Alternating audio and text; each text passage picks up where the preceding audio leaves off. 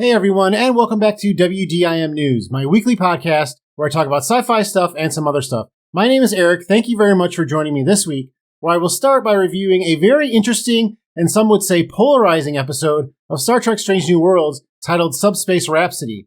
Even though this episode was promoted for at least a couple of weeks before its release, there still seemed to be some people that were surprised we were getting a musical episode this week. So after I give you my thoughts on the episode, I also want to discuss some of the negative reviews about it that I've seen online, and why I don't think they make a lot of sense. I'm not saying that you have to like the episode. This is more discussing people who claim to only watch real Trek and whatever that is supposed to be.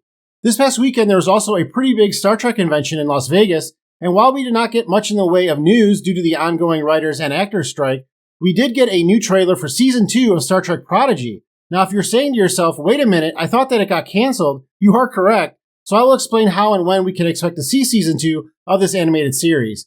Then before I go, I have an interesting update on a long-rumored sequel to one of the most popular sci-fi films of the 2000s, as well as a quick update on the ongoing writers and actors strike. But before I do, I want to thank you for clicking on this podcast and ask that you please hit the like button to help support the work that I do. Also, do not forget to subscribe so YouTube tells you about my other videos. Alright, so let's talk about that musical episode of Star Trek Strange New Worlds titled Subspace Rhapsody. So all in all, I am not a fan of musicals. I remember being very young and being inundated with the sound of music, and I would say the only musical that I've liked since then would be the Blues Brothers. But I will say that I can appreciate how big of a chance the producers and the writers of Star Trek Strange New Worlds took when they decided to make this episode and they implemented it and how they pulled it off. You know, I may not watch this episode again, and it may not be in the top 800 episodes of Trek for me, but I did enjoy it, and I give the show a lot of credit for pulling it off the way they did. I mean, to get all that Star Trek technobabble into those, like, Showtimey songs, I mean, just writing a script using all that terminology has to be hard enough, but to put all that into, like, you know, talking about phasers and all this other stuff in the songs that they were singing, like, that had to be difficult, and, you know, I appreciate that. I appreciate all the big numbers that they were able to pull off. That one with Christine Chapel in their version of 10 Forward, whatever the bar is called in the Enterprise. And I thought it was really fun. I thought it was a really fun episode. It could be an episode that I may have like tuned out to. I mean, sometimes I know when the songs were going, I was probably checking my phone and things like that. But just, you know, there were moments in the episode that I still really enjoyed. And there was still really some really funny stuff, like that Klingon rap I thought was hilarious. I thought it came out of nowhere, and when I learned that it was Bruce Horak behind the Klingon makeup, that it made it even better. So I really thought that was good. And Strange New Worlds is good at like throwing in like cameo actors into really stressful situations or really weird situations and kind of switching up the tempo or the tone of the scene, similar to when they were showing the Klingon War and they had Christine Chapel drop into that war zone, and the first person she sees is Clint Howard. You know, and Star Trek fans, you know, immediately got a smile on their face when they see Clint Howard, even though, you know, you're in this really stressful situation during the Klingon War. So I think Strange New Worlds is good at putting those moments of levity in.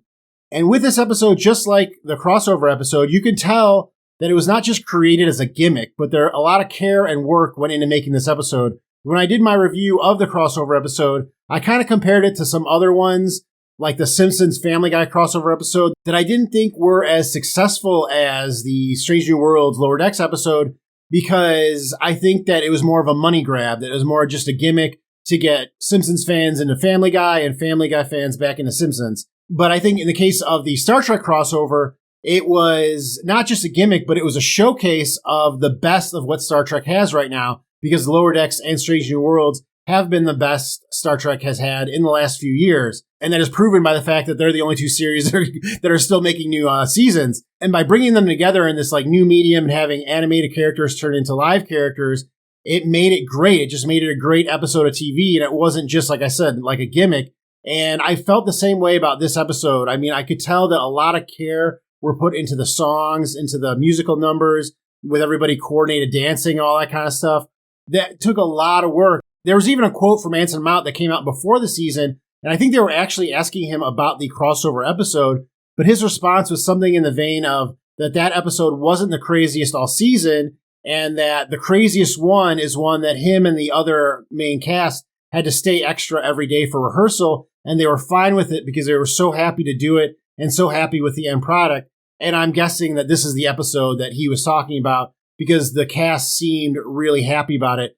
Unfortunately, because of the writer's strike and actor's strike, actors cannot promote things that they're doing right now, so we can't hear from the cast about how much they love doing this episode, which is really unfortunate. I know they have the Ready Room, but the Ready Room was filmed before the strikes took place, so that's why they were able to get people's reactions that worked on the show. But again, I mean, you could just tell that the cast and crew really enjoyed doing this episode, and it came through. Even, like I said, an episode that I normally would not really like because I'm not a fan of musicals, I can see the value of the episode and how the cast loved doing it and how it will connect with a lot of fans. Speaking of the cast, I think that this episode also showcased some of the phenomenal musical talent that is a part of the cast. I talked about this in my breakdown video that came out after the episode, that Celia Rose Gooding, Christina Chong, and Rebecca Romijn all have prior experience as musical performers. Celia Rose Gooding has even won a Grammy, and you could really tell that with Uhura being, one of the main focal point characters in the episode. I think Celia Rose Gooding was able to do a great job. They really showed how they're just a phenomenal acting and musical talent. Christina Chong and Rebecca Romijn also were showcased because of their musical experience, and I thought they did a phenomenal job. And I think the rest of the cast did a good job, too. I thought Anson Mount did a really good job. Ethan Peck did a good job. And even I liked Babs Osunmokum because you could tell that he was really out of his element. And I thought the Doctor did a really good job. There were a couple of numbers that he was a part of. One where he was forced to dance and smile. And after we just heard that he was one of the most deadly killers in the history of Starfleet, it's pretty cool that he can also do these things in the next episode. In my opinion, the sort of silly plotline was very reminiscent of an original series episode. I know that they didn't do any musical episodes, but it was just accentuated when we heard the TOS theme again. Once the subspace ribbon was dissipated, you could hear the theme. And I just love that. I mean, I think that gave me chills the first time I heard it because there are many times during the season and last season of Strange New Worlds that it very much feels like a show from the TOS era. In a good way. I mean, you don't have the overt racism and sexism and stuff like that we had from time to time. But for the most part, it feels like a very good TOS episode, every episode of Strange New Worlds that we see. And this did very much feel like a TOS episode, or maybe a TNG episode. I could see that cast maybe doing a musical episode during their run. I know that a couple of those cast members have theater experience as well. So that might have been fun to see, but like I said, I don't mind that this was silly. I think that, you have to suspend some disbelief when you watch these episodes, and I think that it's fine to, have the cast all break into song about their feelings. Within this medium, it makes total sense to me. Speaking of the cast talking about their feelings, I thought from a narrative standpoint, it was really interesting that now we have all these characters like Dr. Mbenga, Nurse Chapel, Spock, the Captain, La'an. All these characters have these secrets that they don't want the rest of the cast to know, or specific characters they don't want them to know. But they get put into the situation where they can't control their feelings, really. And they're, scared, especially La'an is scared that she's going to blurt something out that she doesn't want to. I thought that was really smart. I think that was a really good way to set up this episode where you have all these converging plot lines of people that are holding these secrets in, and then you make them come out in this way. I thought that was really smart. It was a really cool way to work in the ethos of this episode, which was that it was a musical episode, into the bigger plot line of the season. If I have one thing that I didn't particularly care about for this episode, and I already talked about how I'm not a huge fan of musicals, so yeah, with some of the musical numbers, I kind of tuned out and was, looking at my phone or playing on my phone or something like that, but I could still appreciate them. But the one thing that kind of irked me a little bit is that we got another episode with James Kirk, and I kind of felt like he was not needed in this episode. I know that La'an had a song about him and that she was worried that she was going to blurt out that she was in love with him. But we could have probably got there without Kirk being in the episode. She could have sang to that watch and she could have talked about her feelings and stuff like that. And you get the reveal at the end of the episode that Captain Kirk is now going to be a father because he has gotten a woman pregnant named Carol, who is, of course, Carol Marcus, that we meet in The Wrath of Khan. But I don't think any of that was really needed either. I thought it was a smart way to maybe break up their relationship, and maybe now La'an might not feel as strongly towards James Kirk as she did before that. But that aside, I really think that they're using Paul Wesley as James Kirk too much now. I don't know, is he like a part of the main cast? Next season, is he going to be part of the cast? Because it seems like they're building up to a point where he's on the show all the time, even though he's on another ship, which is kind of weird. Like, why do we always have this one officer coming on the Enterprise? I know that 2 of the episodes that he was in took place in alternate timelines, so those, in a way, don't really count. But to the audience, they do. And the fact that we keep seeing Kirk over and over again, it's a little weird. You know, I've talked about before how this cast is really good, and whenever Kirk is on screen, it takes screen time away from another cast member that I'd like to know more about, like Ortegas or like Dr. Mbenga. And I understand that they have this, subplot with La'an and her becoming more emotional and stuff like that. But I think that could have been achieved without having Paul Wesley in the episode. But again, that's just my opinion. I don't think that Paul Wesley's doing a bad job. It's more so just having a guest star on so much gets distracting. And it's like, is he a member of the cast? Is he not a member of the cast? Why is James Kirk always on the Enterprise if he's supposed to be on the Farragut? It gets a little weird, and then it starts to get weird for the stories too, because it almost seems like they're writing stories just to include his character.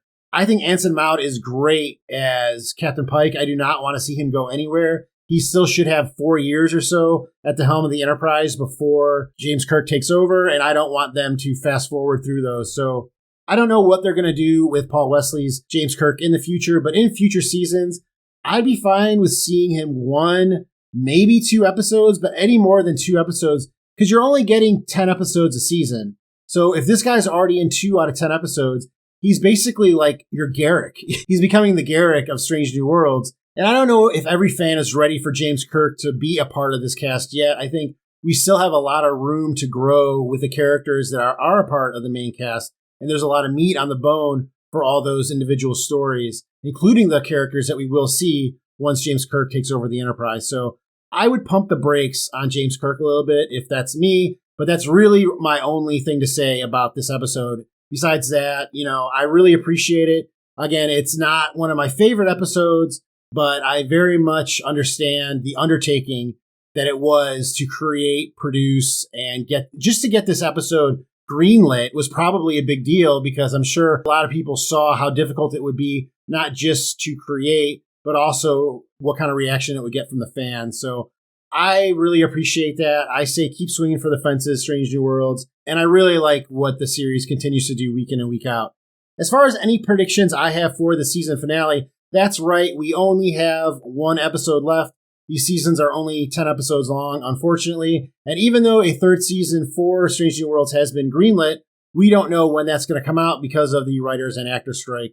I don't even know if they've confirmed that the 3rd season is written, so that we may still be, 16 months away from seeing the next season of Strange New Worlds. But the last episode does seem to be about the Gorn, and just the way this episode ended, Subspace Rhapsody, with Pike and Batel, talking about their future and stuff, I think Captain Batel might die in the last episode, because for one, it kind of matches with the first season of Strange New Worlds, because Hemmer died, and, killing off a character every season. Sometimes series just do that, especially for the first couple of seasons, and I could see them doing that with this character. And the fact that we just learned her first name, Marie, in the last episode, and that she was making plans with Pike, and she said, something along the lines of, we'll do it, after this next mission, which is not a big deal or whatever. That's always a big deal. That's like, that old meme of, oh, this is my last mission before retirement,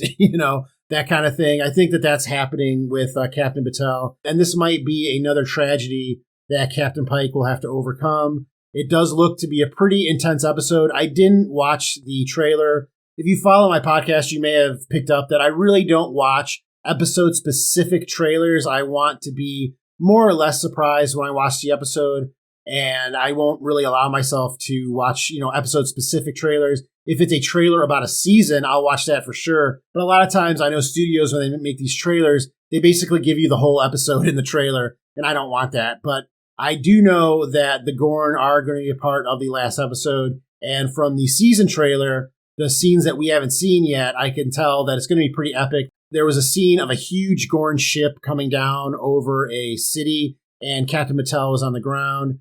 So we might not see Captain Batel after this episode.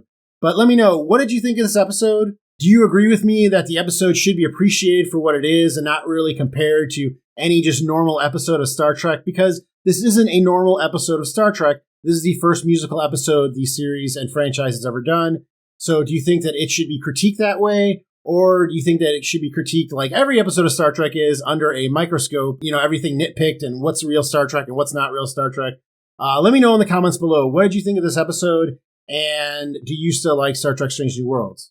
All right, so now just briefly, I want to discuss some of the bad reviews that this episode has gotten. And I know that usually I don't do this, but I felt the need to because this is the first time, or maybe the second time, that I have heard the quote-unquote real Trek people talk poorly about Star Trek Strange New Worlds. These are the people that say nothing good has come out since, Enterprise was off the air, or maybe even before that, maybe since The Next Generation was off the air. I think there are still some people that call themselves Star Trek fans that believe that. But to hear some of the vitriol that comes out of some of these people's mouths, it's really disheartening, and I really, to a certain extent, don't understand it. Not liking this episode is fine. I already stated that this wasn't my favorite episode of Star Trek, and it probably isn't even in my top 50% episodes of Star Trek.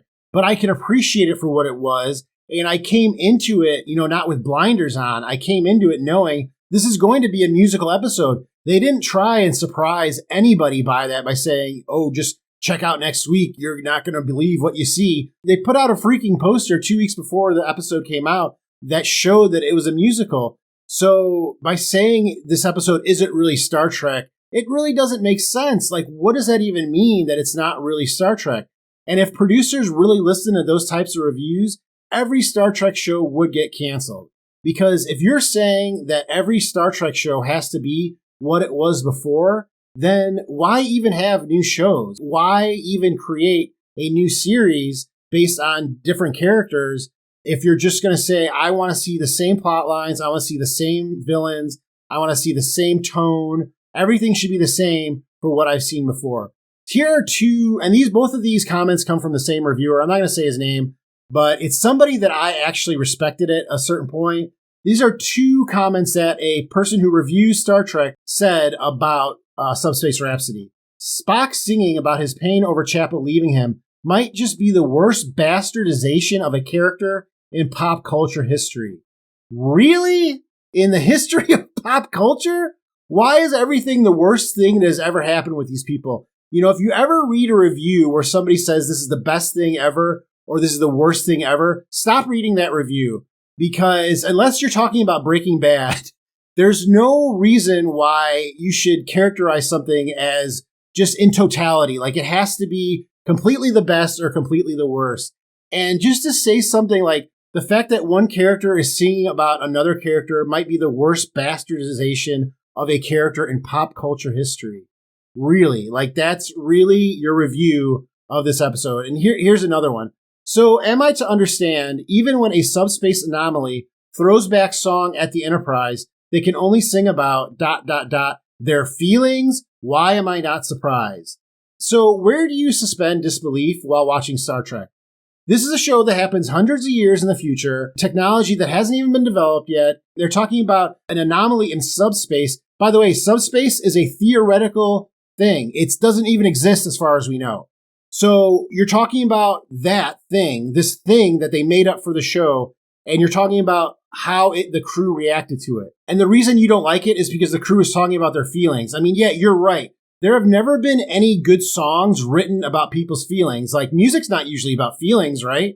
I mean, that's kind of what I'm talking about, where these people that talk about, like, they only are about real Trek. What does real Trek even mean? If it means that new stories and concepts are not supposed to evolve past what has come before them, then why even have new stories? Like, why create new episodes for this franchise if you're just going to rehash the same things over and over again? People say that Lower Decks and now Strange New Worlds are not real Trek because you cannot take it seriously. Well, Discovery is a very serious show, and it's currently the lowest reviewed series in the Star Trek catalog. Not to mention, it was just canceled. So that's kind of what I meant when I said, if producers listened to reviews like this, nothing would ever get made for Star Trek.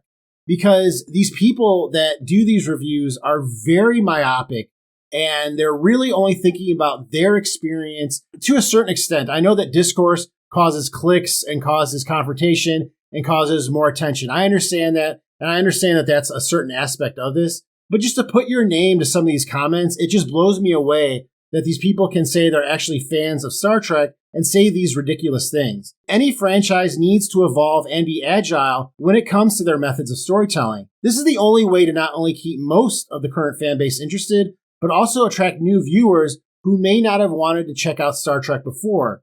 That's another big part of this. You know, if you're only going to create new stuff that is exactly like what came before it, you're not going to attract any new fans. You're only playing to the people that are already sitting in the seats. You're not going to get anybody else. And sooner or later, the fans that you have are going to get bored because you're telling the same stories over and over again. And the proof is really in the pudding, because this week I saw that Star Trek Strange New Worlds was once again in the top 10 Nielsen ratings. And this would be for episode 4, which I believe was Among the Lotus Eaters. So Star Trek Strange New Worlds, their first 4 episodes of season 2, 3 of those episodes have landed in the top 10 Nielsen ratings. And no other Star Trek series has done that before.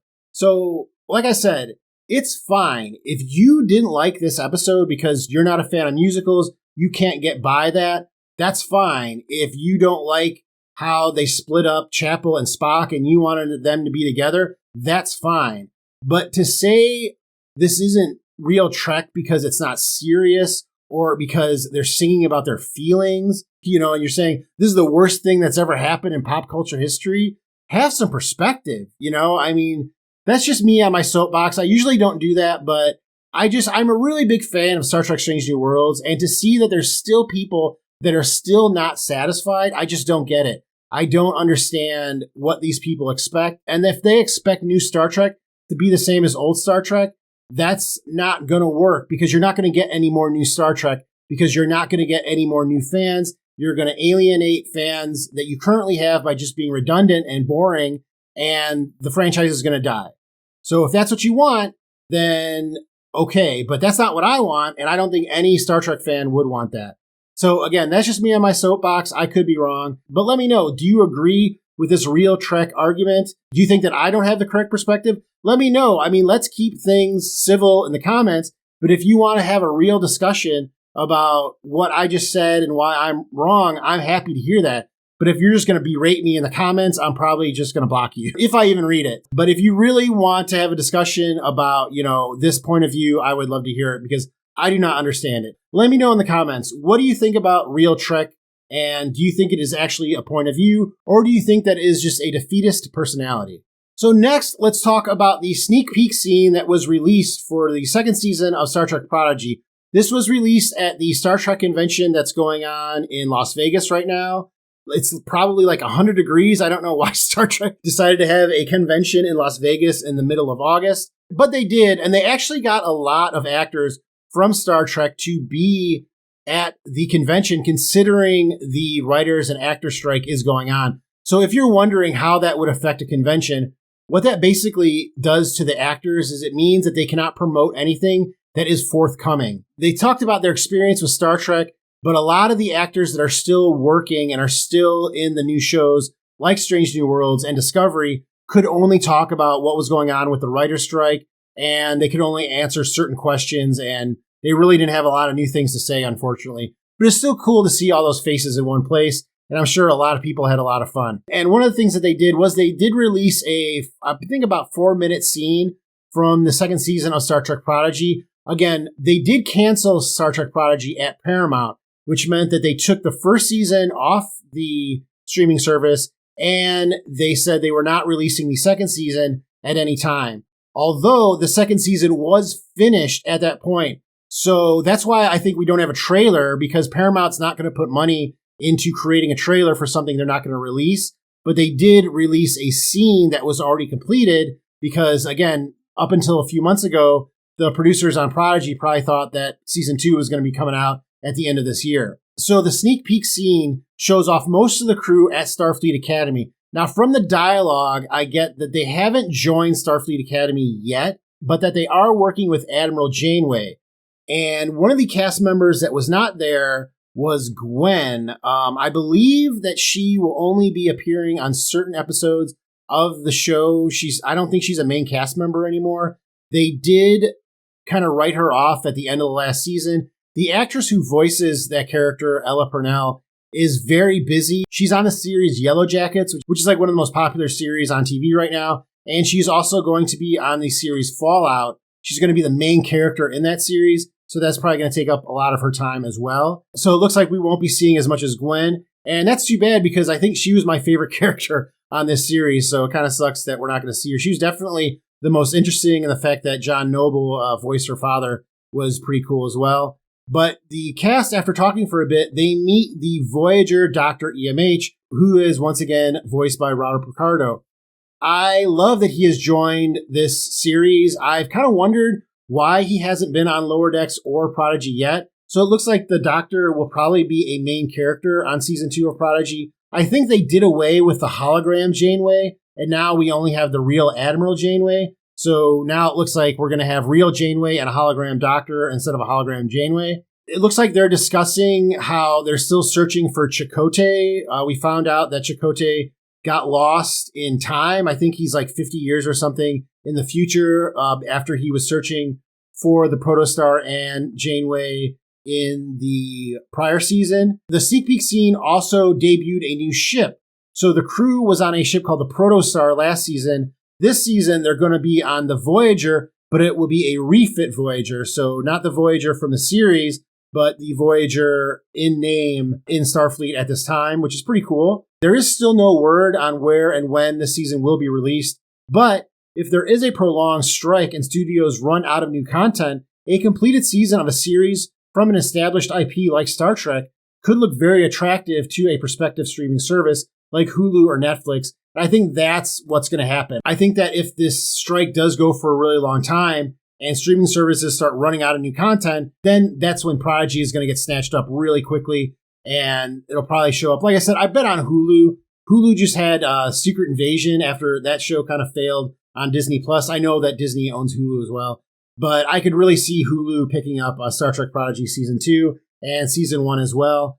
But let me know, are you still excited about Star Trek Prodigy? Do you not care about it? Did you watch this sneak peek scene? I think it's pretty cool that the Doctor is coming back. He was always one of my favorite characters, and having him interact with Janeway again will be cool to see. Again, I'm not a huge fan of this series overall, but I do like Star Trek, and it doesn't make me happy to see things get canceled, especially when something's complete. I mean, if something's complete like this, it does deserve to be seen. A lot of people worked hard on this, and just for that aspect alone, this season does deserve to be seen by the public. But let me know, are you excited for the second season of Prodigy? And are you looking out for when it is finally going to be released? So now I have just a couple of quick stories, but this first one I thought was really interesting because this is a movie that I really like, and that is Edge of Tomorrow. And it looks like there is a script written for Edge of Tomorrow 2, and one of the movie's stars, Emily Blunt, is ready to return for the sequel. It might just hinge on the availability of Tom Cruise. So this story comes from IGN.com, and it states that Edge of Tomorrow star Emily Blunt is, quote unquote, so ready for a sequel. During an interview with Josh Horowitz, Blunt admitted she's just as eager to see Edge of Tomorrow 2 as everyone else. I am so ready, I wish there could be one, she said, of a potential sequel, before confirming she has actually read a script for it. There was one that Doug Liman, the director of the movie, slithered over to me and I would love to make it a reality, but I just don't know when or how. How many Mission Impossibles does Tom Cruise need? Come on. And she said that kind of tongue-in-cheek. I mean, I'm sure that these actors get along well, and Tom Cruise has been in a new Mission Impossible movie every 2 years. I think they just did the 7th one, and the 8th one is coming out next year. But for those of you that aren't aware of this film, Edge of Tomorrow, also known as Live, Die, Repeat Edge of Tomorrow, is a 2014 American science fiction action film starring Tom Cruise and Emily Blunt, with Bill Paxton, R.I.P., and Brendan Gleeson in supporting roles. Directed by Doug Liman, with a screenplay written by Christopher McQuarrie, its story is adapted from a 2004 Japanese novel, All You Need Is Kill. The film takes place in a future where most of Europe is occupied by an alien race. Major William Cage, the character played by Cruise, a public relations officer with limited combat experience, is forced by his superiors to join a landing operation against the aliens only to find himself experiencing a time loop as he tries to find a way to defeat the invaders. There's a lot of things to like about this movie. One of the things I like the most is that Tom Cruise is not the man the whole movie. You know, like every Tom Cruise movie, he's like this invincible, like Terminator, always running, always climbing, always jumping. But in this film, he starts out as a wuss. Like he doesn't want to fight. He's trying to get out of it. He's getting killed left and right. And nobody respects him. And I really like that about this movie. I think Emily Blunt even made a comment about that he was like really good as a not so brave soldier. And she's right. I thought that was one of the best parts of this movie. She was also really good as like a battle-hardened veteran and living up to being this inspirational figure for the rest of the army. I thought was really cool. I thought she did a really good job. Another cool thing about this movie was that it took place in Europe. I think that's also why 28 Days Later was so popular. I know it came out around the same time because usually these movies always happen in America, you know, and we always see what happens in New York and LA. But to see it happen in Europe, I thought was kind of cool. It gave it a really cool aesthetic. It really gave it a new kind of tone that I really liked. But I really like this film, and I do hope that they make another one and we do get to see it one day. I don't know how many Mission Impossibles Tom Cruise needs. I know he's got at least one more up his sleeve. And Christopher McQuarrie is also the guy who directs him in like every movie. I think he's done like 10 or 12 Tom Cruise movies in the last 10 years, whatever that crazy number is that Tom Cruise has done in the last few years. Christopher McQuarrie is always his director. So it's probably a 2-for-1 package. Once you get one on board, you get the other one on board too. So I would love to see this sequel get made. I was a big fan of the first one, but let me know, are you a fan of Edge of Tomorrow? Will you be watching a sequel? Do you not care at all? And do you think that we need a lot more Mission Impossibles, even more than 8? And so the last thing I'm going to talk about is a quick update on the writer's strike. So you may have heard last week that the writers actually resumed negotiations with the studios, but it did not go well. So the negotiations between the Writers Guild of America and the Alliance of Motion Picture and Television Producers have hit a wall once again, leaving the ongoing strike to continue indefinitely. As per the Writers Guild of America, the strike, which started on May 2nd, has been fueled by demands for better wages and improved working conditions. With nearly 100 days of picketing behind them and no resolution in sight, both parties seem unwilling to budge on crucial issues. The WGA released a statement detailing the meeting's outcome and the reasons for the impasse. According to the WGA, the AMPTP was willing to consider increasing writer-specific TV minimums and discuss matters related to artificial intelligence. However, the critical issues of preserving writers' rooms and establishing success-based residuals were off the table for the AMPTP. Representatives for the Writers Guild have said that even if an agreement had been reached, they would continue to strike until the SAG-AFTRA strike had been resolved as well. So I think that the writers coming out and saying that may have affected that negotiations, because why would the producers sign with the writers and not the actors if they knew that the strike was still ongoing? Then they have no incentive to stop the strike if they know that making this deal with the writers is not going to change anything. So that was kind of disheartening to hear. I also think that this is very disheartening to hear that, you know, after 100 days, the producers were willing to sit down with the writers and literally nothing happened. And the producers still came to the table saying, we're not even talking about some of the things you want to talk about. That doesn't sound like a negotiation to me. And I think that if the producers would just pay writers what they're asking for and pay actors what they're asking for, and again, we're talking about the 98% of actors and writers that aren't millionaires, that don't even make enough money to be qualified for insurance. Those are the people that are trying to be protected here. And it doesn't seem like the producers are operating in good faith. We've heard a lot of stories about the producers that they want to wait out the writers and the actors till they starve and they don't have money anymore. And then they'll be more willing to make, concessions and stuff like that. So I wish I had a better update for you, but this is not good. It does seem like a lot of actors are helping out actors that are not as fortunate as them. I know that there is something going around where a lot of the big time actors are donating like millions and millions of dollars. I know The Rock did $1 million or 10 million or something like that. And Bryan Cranston, I think, was another one that donated money to the fund. I think that the only way that the writers and the actors are going to get what they want is if they can wait out the producers. And the only way to do that is to wait out the content, which sucks for fans because that could mean that it could be, years. It could be 1 or 2 years before we see some of these shows like Strange New Worlds come out with a new season. And for Strange New Worlds, it really hurts because they're going to be building on a lot of momentum from this season, and people may not even remember them after, 2 years. So I know there have been a couple of actors also quoted as saying, they think that the strike's not a good idea.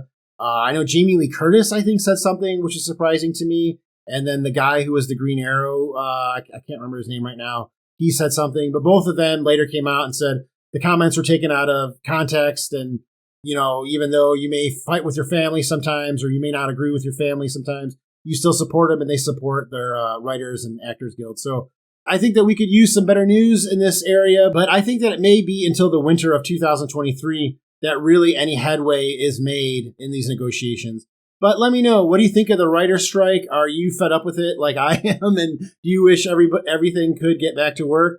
But by saying fed up, I do empathize with the writers and actors, and I completely understand why they need to do this strike. And I think that they should. And I think they should hold out as long as they can for everything that they want. But as a fan, it sucks because I know that it's going to be 2 years until I see more Strange New Worlds, among other things. But let me know, what do you think of this strike, and when do you think it will be resolved? Well, that's all I have this time, but let me know in the comments if I missed anything. Thank you very much for listening, and please don't forget to hit that like button. It really does a lot to help out this relatively new podcast. And I will see you next time on What Did I Miss?